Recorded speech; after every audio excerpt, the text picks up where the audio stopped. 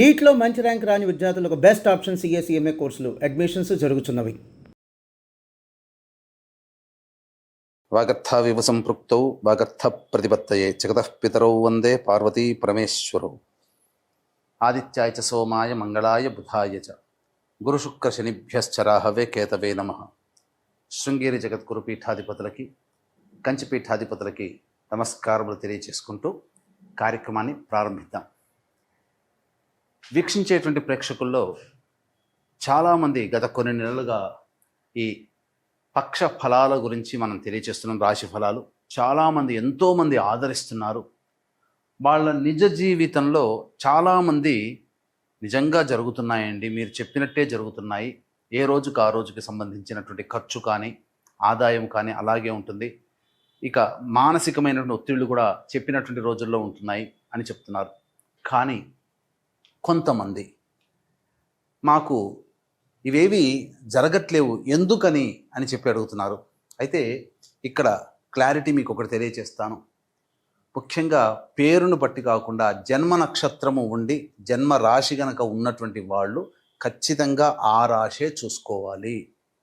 అది ఒకటి పాయింట్ గుర్తుపెట్టుకోవాలి. ఇక రెండో పాయింట్, చాలామంది ఈ జొడాయిక్ సైన్ సన్ ప్రకారం కనుక రవి ప్రకారం సూచించబడినటువంటిది. అంటే ఏంటి, జూలై 23 నుంచి ఆగస్టు 23 వరకు సింహరాశికి సంబంధించినటువంటి వాళ్ళు. ఈ జూలై 23 నుంచి ఆగస్టు 23 మధ్యలో పుట్టిన వాళ్ళు సింహరాశి చూసుకుంటున్నారు.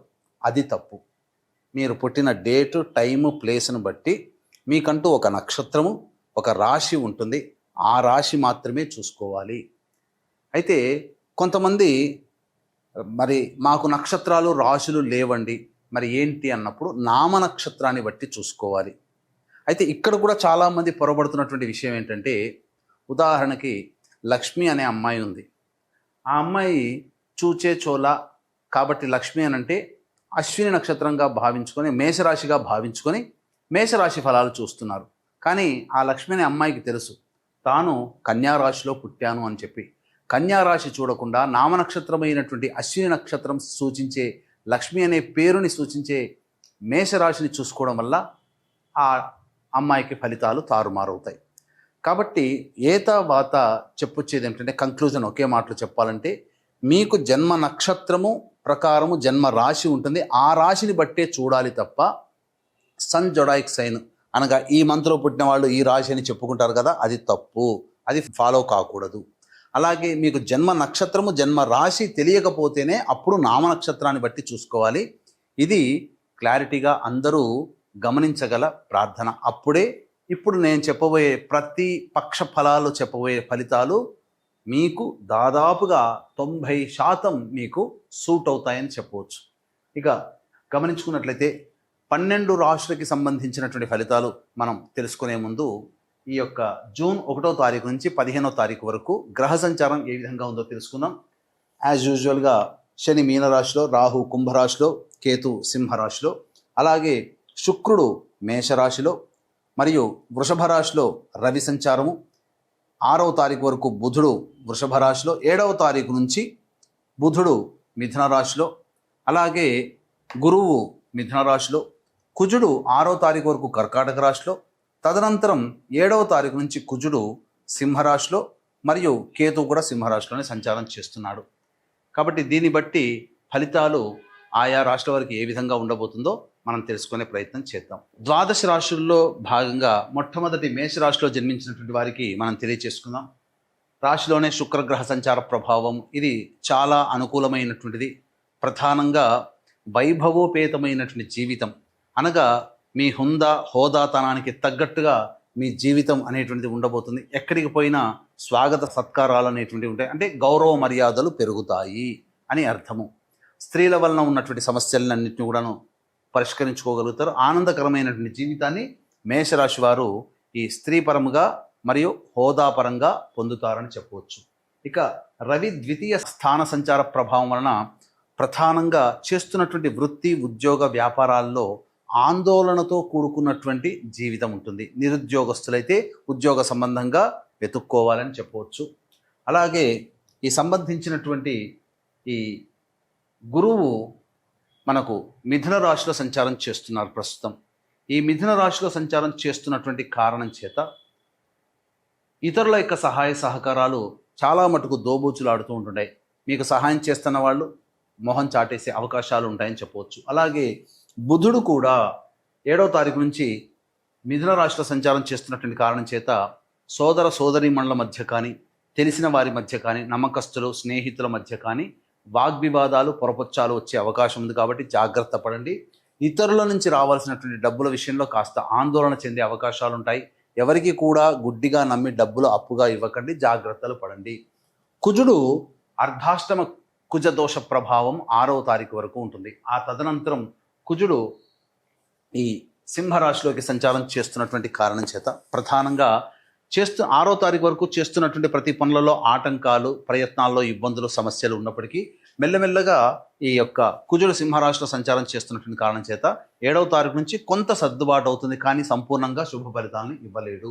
రాహువు యోగ ప్రభావాన్ని కలగచేస్తున్నాడు కాబట్టి అన్ని విధాలుగా రాహువు కూడా అనుకూలంగా ఉంటాడు. శని 12వ స్థానంలో ఈ ఏలినాటి శని దోష ప్రభావాన్ని కలగచేస్తున్నాడు. కేతువు 5వ స్థానంలో సంచారం చేస్తూ కుజుడు కూడా కలిసి ఉన్నటువంటి కారణం చేత కొంత ఆలోచన చేసినటువంటి పనులన్నీ కూడాను వెనక్కి వెళుతాయి, అంత తొందరగా ముందుకు సాగవు అనేటువంటి విషయాన్ని గమనించగలరు. ఇక ఈ రాశిలో జన్మించినటువంటి మహిళలు కనుక చూసుకున్నట్లయితే మహిళలకి అన్ని విధాలుగా అనుకూలంగా ఉండేటువంటి సమయంగా చెప్పవచ్చు. ముఖ్యంగా మీకు ఇంతకు ముందు ఏవైతే సమస్యలు వచ్చి ఉన్నాయో, అంటే ఇతరుల వలన గౌరవ మర్యాదలు కోల్పోవడం కానీ, ఇతరులు చిన్న చూపు చూడడం కానీ, అవన్నీ ఏవైతే ఉంటాయో అవన్నీ కూడాను మీకు కొనసాగింపుగా మంచిగానే ఉంటాయి. అందులో ఏమాత్రం సందేహం లేదు. గతంలో వలనే ఈ యొక్క మేషరాశిలో జన్మించినటువంటి మహిళలకి సంపూర్ణముగా అవకాశాలు చక్కగా ఉంటాయి. అందరూ గౌరవిస్తారు. గౌరవానికి తగ్గట్టుగా మంచి స్థితిగతులు కూడా కలుగుతాయి. విలువైనటువంటి ఆభరణములు కొనుగోలు చేసే అవకాశం ఉంటుంది. వివాహం కాని అమ్మాయిలకి వివాహ సంబంధాలు కుదిరే అవకాశాలు కూడా ఉంటాయని చెప్పవచ్చు. అలాగే సంతానపరంగా కొన్ని సమస్యలు 7వ తారీఖు నుంచి అనుకూలంగా లేని కారణం చేత గర్భవతులైనటువంటి వాళ్ళు 7వ తారీఖు నుంచి ఒక 45 రోజుల వరకు జాగ్రత్తలు పాటించాల్సినటువంటి పరిస్థితి అని చెప్పవచ్చు. ఇక తర్వాత ఈ సంబంధించినటువంటి దినచర్యలో భాగంగా ప్రతిరోజు ఏ విధంగా ఉండబోతుందో మనం తెలుసుకునే ప్రయత్నం చేద్దాం. వీక్షించేటువంటి ప్రేక్షకులకి గమనిక, ఈ జ్యేష్ఠ పౌర్ణమి చాలా ప్రభావవంతమైనటువంటిది. బుధవారము, జ్యేష్ఠ నక్షత్రము, పౌర్ణమి తిథి. ఎందుకంటే జ్యేష్ఠ నక్షత్రానికి అధిపతి బుధుడు, బుధవారానికి అధిపతి కూడా బుధుడే. ఈ జ్యేష్ఠ మాసంలో వచ్చేటువంటి పౌర్ణమి కాబట్టి చాలా బలమైనటువంటి రోజున, ఈ పౌర్ణమి రోజున సాధారణంగా నవగ్రహాల యొక్క అనుగ్రహాన్ని పొందవని శాస్త్రం చెప్పబడుతుంది. కాబట్టి సంపూర్ణ నవగ్రహ శాంతి 12 రాశుల వారికి కూడాను చేయించడం జరుగుతుంది. కాబట్టి సంపూర్ణ నవగ్రహ దోష నివారణ, సర్వదోష నివారణ పూజలు, హోమాలు అనేటువంటివి చేయించడం జరుగుతుంది. ఈ కార్యక్రమంలో పాల్గొన్నటువంటి వాళ్ళకి శక్తిపాతం చేయబడినటువంటి కరుంగలి మాలని మీకు అందివ్వడం జరుగుతుందని చెప్పవచ్చు. అవకాశం ఉన్న వాళ్ళు కార్యక్రమం తదనంతరం కాంటాక్ట్ చేసి పూర్తి వివరాలు తెలుసుకోవచ్చు. ఇక 1వ తారీఖు రోజున గమనించుకున్నట్లయితే ప్రధానంగా వాహనాన్ని నడిపేటప్పుడు జాగ్రత్తలు పాటించాలి. తల్లిగారి ఆరోగ్యం పట్ల శ్రద్ధ వహించాలి. మానసికమైనటువంటి ప్రశాంతతని కోల్పోతారు. కాస్త చిక్కులు అధికంగా ఉంటాయి. 2, 3, 4 తేదీల్లో మీ ఆరోగ్యం పట్ల శ్రద్ధ వహించాల్సినటువంటి పరిస్థితి. అన్ని విధాలుగా వృధా కాలయాపన జరుగుతుంది తప్ప ఏ విధమైనటువంటి ఉపయోగము ఉండదు ఆ రోజుల్లో. మరియు ముఖ్యంగా ఖర్చులు కూడా అధికంగా ఉంటాయి. ఇక 5, 6, 7, 8, 9 తేదీల్లో ముఖ్యంగా దాంపత్య సౌఖ్యము ఉంటుంది. అలాగే రావాల్సినటువంటి రాని బాకీలు వసూలవుతాయి. మరియు ఖర్చులకు మించిన ఆదాయం లభించడం ద్వారా ఆనందకరమైనటువంటి జీవితాన్ని పొందుతారు. మీ సమస్యల్ని, ధనపరమైనటువంటి సమస్యలు ఏవైతే ఉంటాయో అవన్నీ పూర్తిగా పరిష్కరించుకోగలుగుతారు. విందులు, వినోదాలు, కుటుంబ సభ్యులు ఆనందముగా మిత్రులతో కలుస్తారు అని చెప్పవచ్చు. ఇక 10, 11 తేదీల్లో కనుక చూసుకున్నట్లయితే మానసికమైనటువంటి ప్రశాంతత లోపిస్తుంది. ఖర్చులు కూడా అధికంగా ఉంటాయి. మరియు ఒక జిగ్జాగ్ లాగా ఉంటుంది. ఏ పని యందు శ్రద్ధ ఉండదు అని చెప్పవచ్చు. 12, 13, 14 తేదీల్లో కనుక చూసుకున్నట్లయితే సంతానం మూలకంగా ఖర్చులు, సమస్యలు పెరుగుతాయి. సంతానపరమైనటువంటి విభేదాలు పెరుగుతాయి. కాబట్టి లౌక్యంతో వ్యవహరించండి. ఆస్తి సంబంధమైనటువంటి వివాదాలు కొలిక్కి వస్తాయని చెప్పవచ్చు. ఆ విధంగా చర్చలు సాగుతాయి.